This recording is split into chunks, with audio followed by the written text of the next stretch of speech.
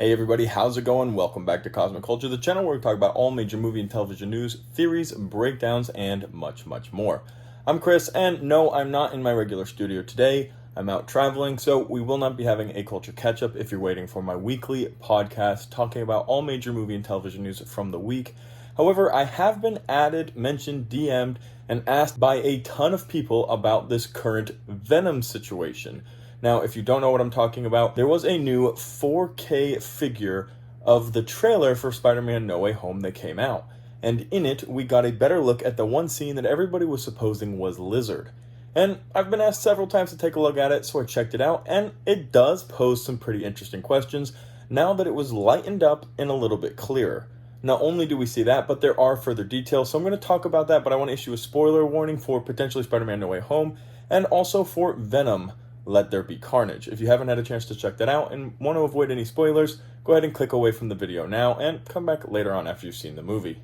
Consider subscribing to the channel, guys. We're talking about all major movie and television news, theories, breakdowns, and much, much more. Turn on your notification bell so you don't miss out on any of our daily videos and posts.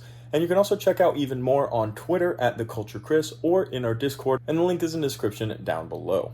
So the Spider-Man No Way Home trailer came out, and one of the big questions that came from it was, who is the last villain for the Sinister Six? And the question really revolves around who do we expect to see or hope to see in the next trailer, what have the leaks said, and who was this figure that we saw at this point in the trailer?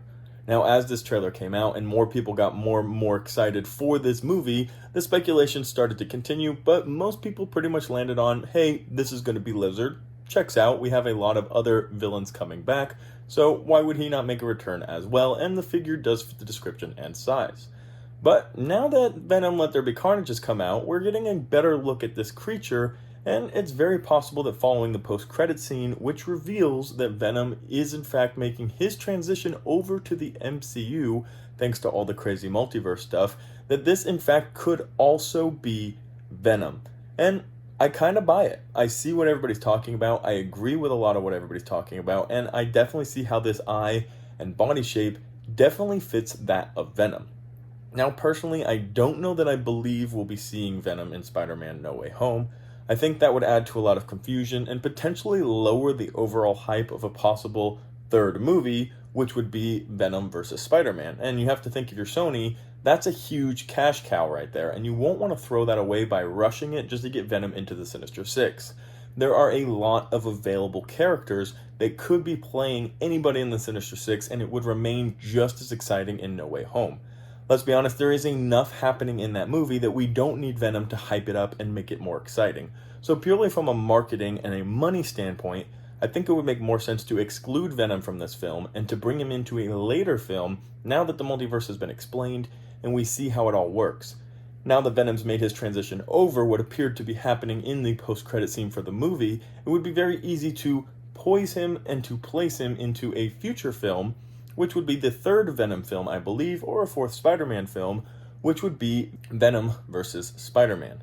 So I think it would just be a waste of his original introduction now that Tom Hardy's Venom has seen Tom Holland's Spider-Man, which is definitely something that is going to excite fans, get people into the theaters to see the next Venom film, and probably a pretty important requirement in order to maintain that hype around this character, especially following what was an okay second film for Venom. Definitely was well done and told a cool story, but I think overall the excitement and hype after people will have seen it is definitely going to decrease. However, now that we know he will be in the MCU for his next movie, or certainly we are supposing he will be in the MCU for his next movie, I think that's going to jack excitement way up for the third film and create high possibilities for a huge blockbuster movie. Tom Hardy said since the very beginning the goal is to have Spider-Man, and that Spider-Man is always somewhere around when you have a Venom movie. So for me, it does make perfect sense that that is the direction they're heading.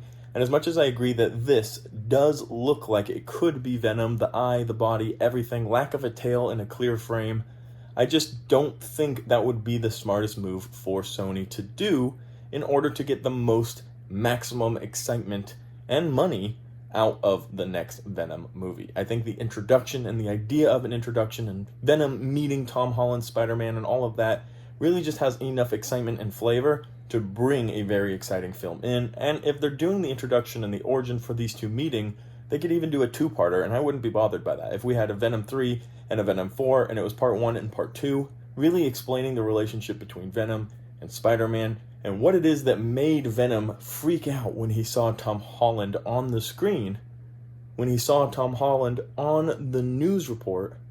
That's going to be something I can't wait to explore. But let me know what you think about this image in the comment section down below. And do you agree with me that it's too soon to bring Venom into the Spider-Man storyline with Spider-Man No Way Home? Curious what you guys think. Can't wait to comment with all you guys down below. Don't forget to check me out on Twitter and Discord. And thank you guys so much for joining right here on Cosmic Culture.